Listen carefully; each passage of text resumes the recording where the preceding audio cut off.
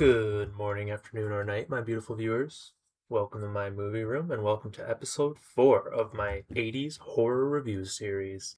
A series where I watch through the iconic 80s horror films, some of which I've seen, many of which I haven't, and give my thoughts on them and rank them on my 80s horror shelf. In today's video, we are talking about Psycho 2 from 1983.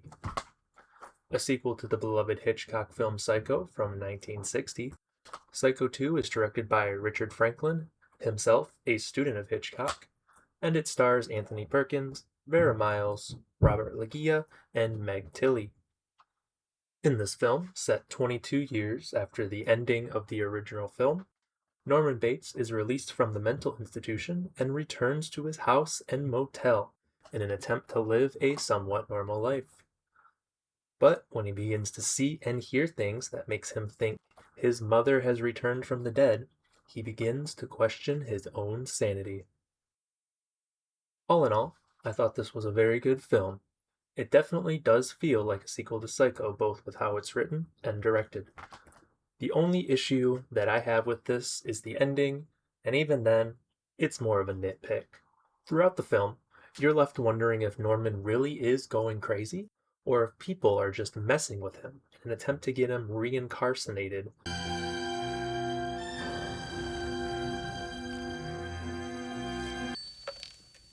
Hello?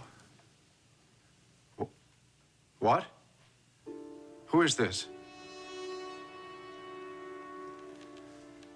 My mother is dead. Because Norman couldn't have murdered that boy. What difference does it make? We want him recommitted. This would have done it. Jesus. How did that get in there? After I killed that kid in the cellar, I used it to clean up the mess, and then I flushed it down there.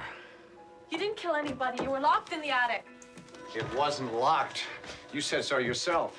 Norman, stop talking nonsense. I tell you, you didn't kill anybody.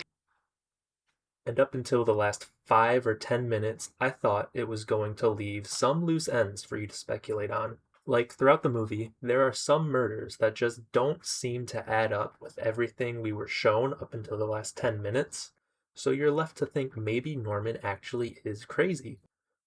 Or maybe there's someone else that we weren't directly shown that is doing the killings.